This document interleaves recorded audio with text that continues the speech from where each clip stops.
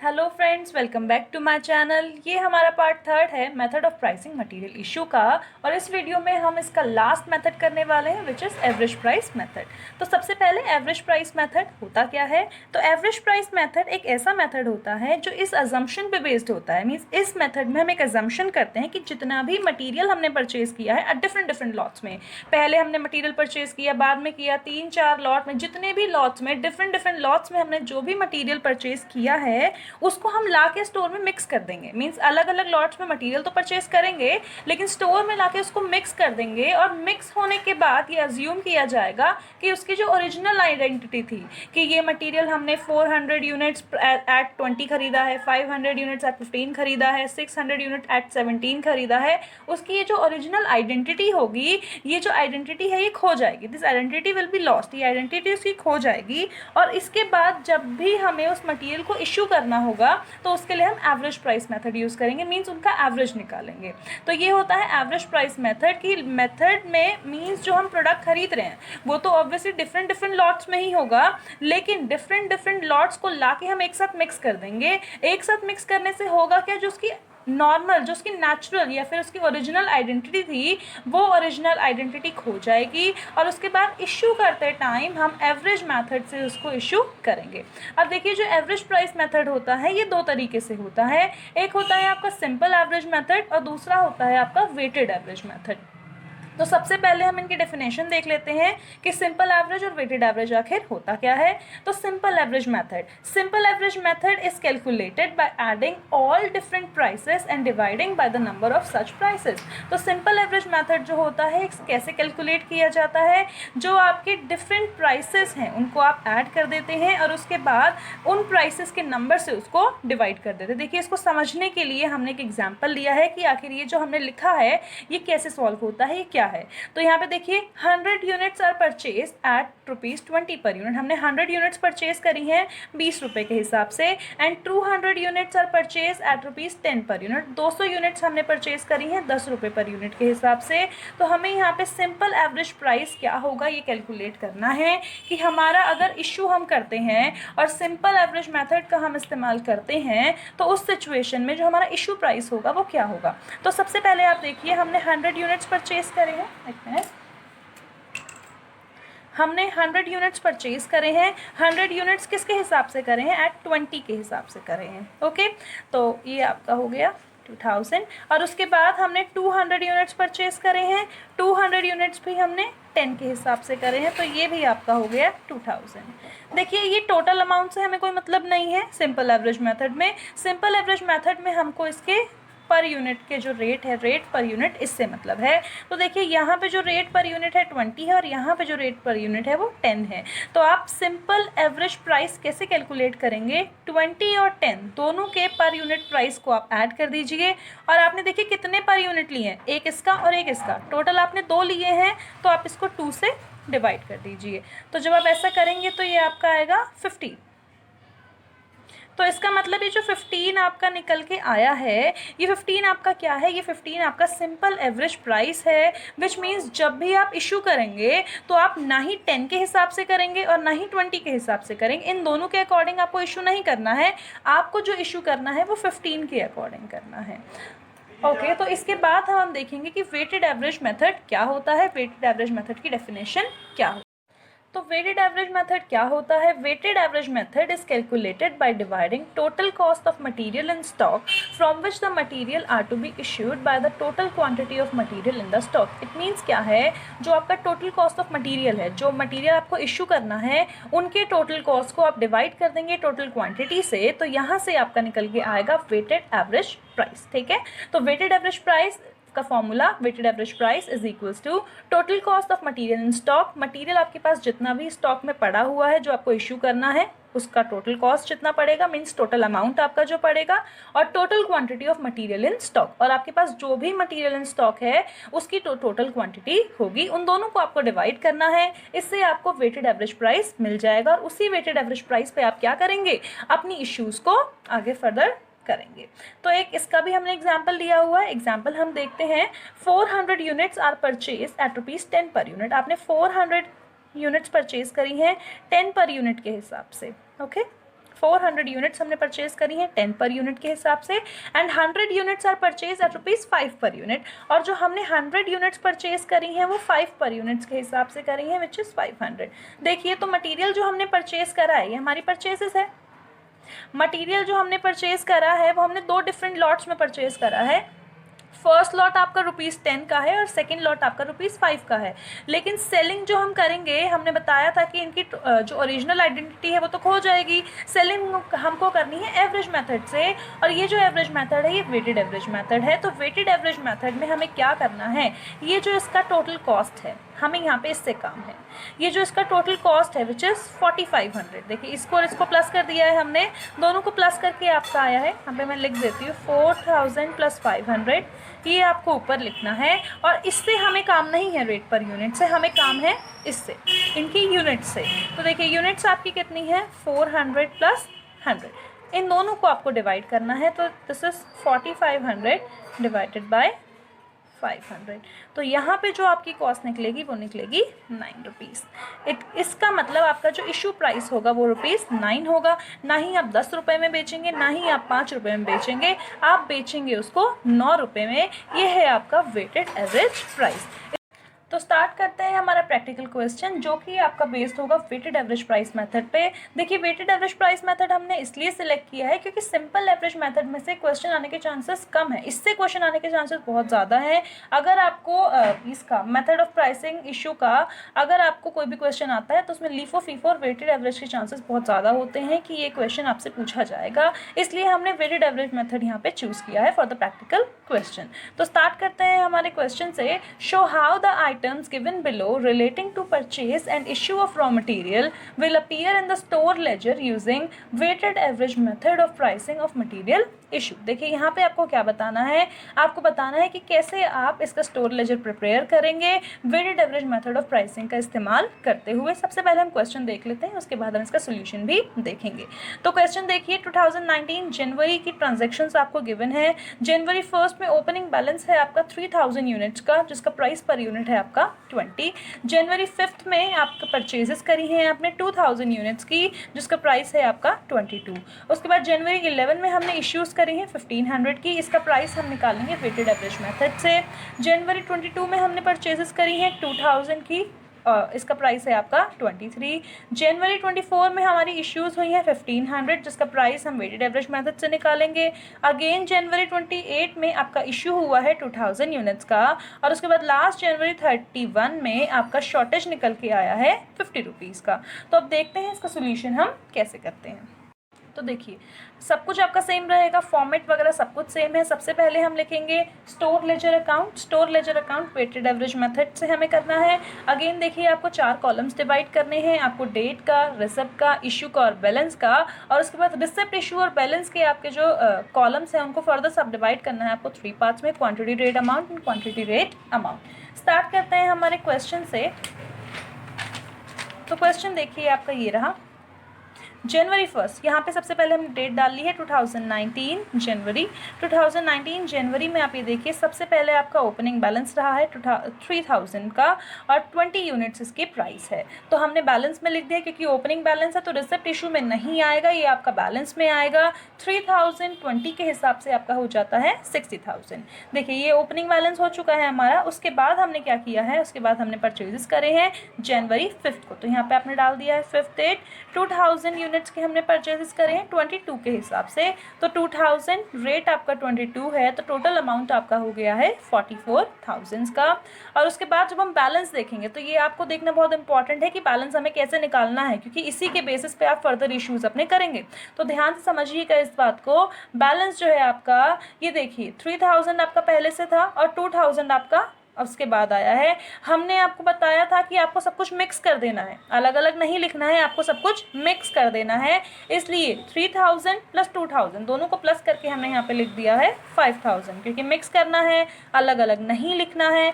तो 3000 + 2000 आपका हो गया है 5000।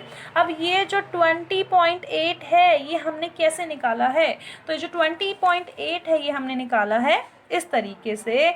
60,000 पहले मैं आपको ऐसे ही बता देती हूँ, ये देखिए ये जो 20.8 है ये हमने कैसे निकाला है, देखिए आप यहाँ पे देखिए इसका अमाउंट कितना है, जो आपका बैलेंस था उसका अमाउंट है 60,000 का, तो यहाँ पे आप लिख दीजिए 60,000। उसके बाद जो आपने परचेजेस करी है उसका अमाउंट आपका कितना है 44,000 का, तो यहाँ पे आप लिख दीजिए 44,000।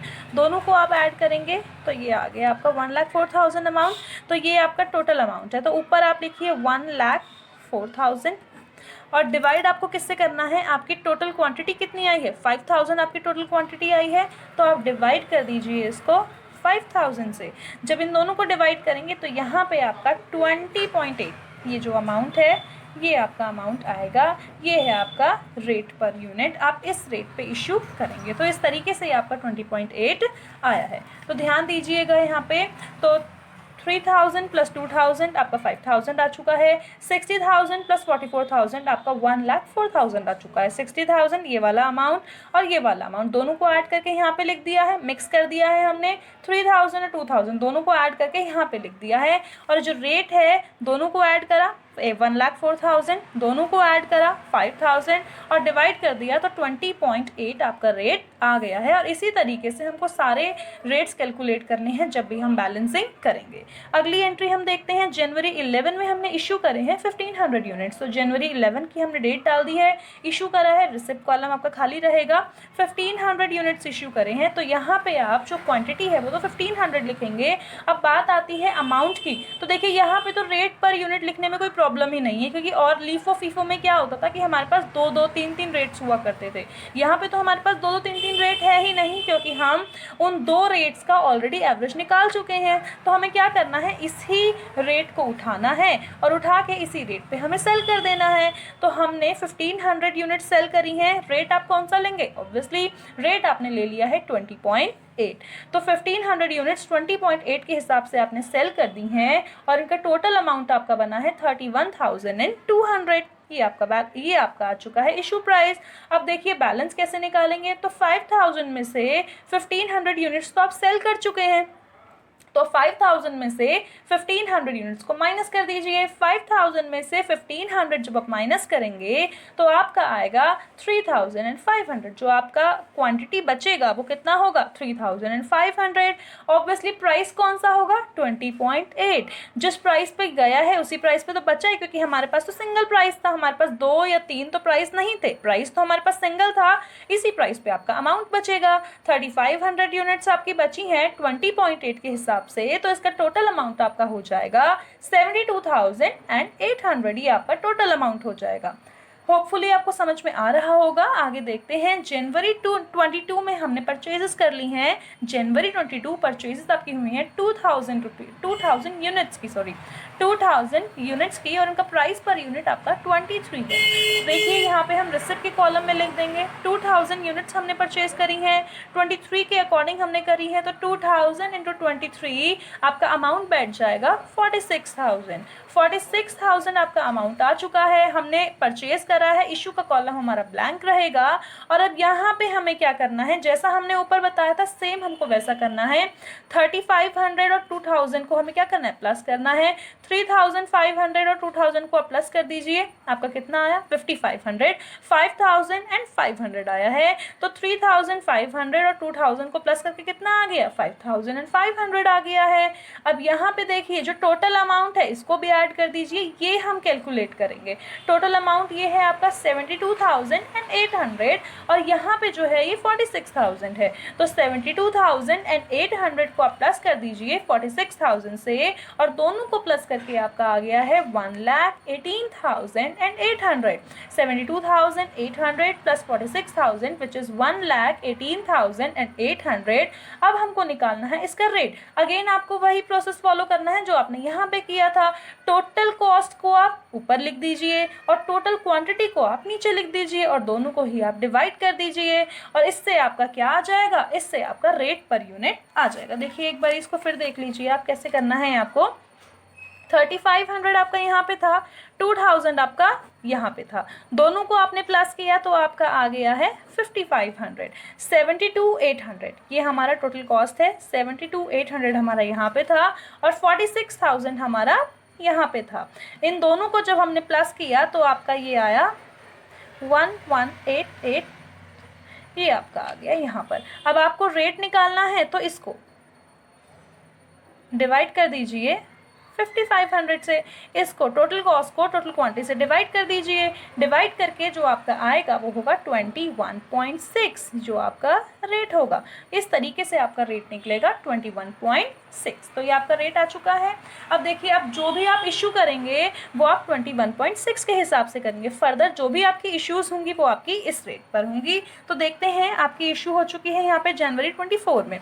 जनवरी 24 में हमने इशू किया है 1500 यूनिट्स को, तो इसकी एंट्री भी देख लेते हैं। जनवरी 24 में इशू करे हैं हमने 1500 यूनिट्स, तो हमारा रेट क्या था 21.6 था, तो हम 21.6 के हिसाब से ही इशू करेंगे। तो 1500 यूनिट्स हमने इशू कर दिए हैं, रेट आपका 21.6 रहेगा। 21.6 को जब आप 1500 से मल्टीप्लाई करेंगे तो आएगा आपका 32,400। तो ये आ चुका है आपका इशू प्राइस। इतने में आपने सामान को बेच दिया, मतलब ये जो 1500 यूनिट्स हैं ये आपने 32,400 की बेच दी हैं। अब बैलेंस की बात आती है तो देखिए, आपके पास यूनिट्स कितनी थी 5500 थी। अब 5500 यूनिट्स में से 1500 यूनिट्स हम सेल कर चुके हैं, मींस 5500 यूनिट्स में से 1500 यूनिट्स सेल कर चुके हैं। तो जो आपकी लेफ्ट यूनिट्स बची हैं वो 4000 यूनिट्स बची हैं। अब आपके पास 4000 यूनिट्स बची हैं, किस प्राइस पे बची हैं, तो वो 21.6 के ही प्राइस पे आपके पास बची हैं। और इन दोनों को जब आप मल्टीप्लाई करेंगे 4000 यूनिट्स इंटू 21.6, तो ये आपका आएगा 86,400। ये आपका अमाउंट आ चुका है 86,400। देखिए नेक्स्ट एंट्री हम देखते हैं।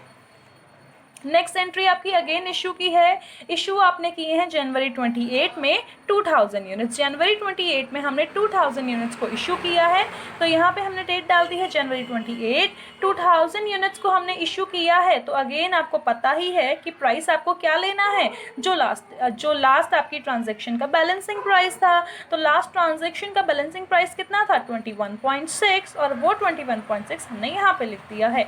2000 को मल्टीप्लाई कर दीजिए 21.6 से, तो आपका आंसर जो आपका अमाउंट आएगा वो 43,200 आएगा। मीन्स 2000 यूनिट 21.6 के हिसाब से आपने 43,200 रुपीज़ में सेल कर दी हैं। अब बैलेंस हम देखते हैं, तो 4000 यूनिट्स हमारे पास थी, जिसमें से 2000 तो हम सोल्व कर चुके हैं, 2000 हमारी सेल हो चुकी हैं। तो 4000 में से 2000 चला गया है, तो आपका बचा कितना है 2000 यूनिट्स आपकी बची हैं, रिमेनिंग है।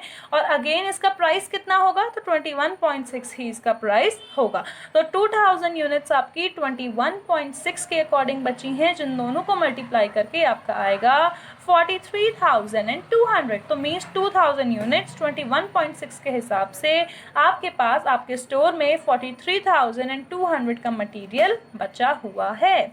अब लास्ट ट्रांजैक्शन आपकी आती है, लास्ट ट्रांजैक्शन है जनवरी 31 की। जनवरी 31 में शॉर्टेज आ गई है। शॉर्टेज आपको पता है कि शॉर्टेज आप कहाँ पे लिखते हैं, तो शॉर्टेज आप लिखते हैं इशू में। शॉर्टेज कितने यूनिट्स की आई है आपकी 50 यूनिट्स की आई है। तो इशू में आप क्या लिखेंगे 50 यूनिट्स, नीचे आपको ब्रैकेट में लिखना है शॉर्टेज। अब एक बात बताइए, जब आपकी शॉर्टेज 50 यूनिट्स की आई है तो वो किस रेट पे आई होगी, जो रेट आपके पास अवेलेबल है इसी रेट पे तो आपकी आएगी। तो रेट आपके पास अवेलेबल है 21.6, तो शॉर्टेज जो 50 यूनिट्स की आई है वो 21.6 के हिसाब से ही आई है। तो 50 इंटू 21.6 आपका टोटल अमाउंट हो चुका है 1080। तो मीन्स आपकी जो नुकसान हो गया है वो 1080 रुपये का नुकसान आपको हो गया है शॉर्टेज की वजह से। तो 1080 यहाँ पे आ गया है। अब बैलेंस हमको लिखना है, तो 2000 यूनिट्स में से 50 यूनिट्स तो शॉर्टेज में चली गई हैं। अगर 2000 यूनिट्स में से 50 यूनिट्स हमारी शॉर्टेज में चली गई हैं, तो लेफ्ट कितनी बची आपके पास, 2000 में से 50 को माइनस कर दीजिए, आपकी बची हैं 1950 यूनिट्स आपके पास बची हैं। अगेन अगर ये किस रेट पे बची हैं, तो जो रेट आपके पास अवेलेबल है उसी रेट पे बची हैं। तो 1950 यूनिट्स आपकी बची हैं 21.6 के अकॉर्डिंग। तो 1950 को जब आप मल्टीप्लाई करते हैं 21.66 से, तो आपका जो अमाउंट आएगा 42,120 और यही आपका आंसर होगा। लास्ट में आपको अपनी यूनिट्स और टोटल कॉस्ट आपको लिखनी होगी। तो टोटल यूनिट्स आपके पास कितनी बची हैं? 1950 एंड टोटल कॉस्ट आपकी है 42,120। लास्ट में आपको क्या करना है, क्वेश्चन फिनिश होने के बाद लास्ट में आपको क्लोजिंग स्टॉक लिखना है। स्टॉक आपके पास कितना बचा है? 1950 और आपके पास वैल्यू ऑफ क्लोजिंग स्टॉक कितना है? उस क्लोजिंग स्टॉक की वैल्यू कितनी है? तो 42,120 उसकी वैल्यू है। और इसी के साथ हमारा क्वेश्चन जो है वो ख़त्म हो चुका है। होपफुली आपको क्वेश्चन अच्छे से समझ में आया होगा। अगर आपको मेरी वीडियोस पसंद आई हैं तो प्लीज़ मेरे चैनल को लाइक कीजिए, इस वीडियो को सब्सक्राइब कीजिए और ज़्यादा से ज़्यादा इसे शेयर करने की कोशिश कीजिए। Thank you so much.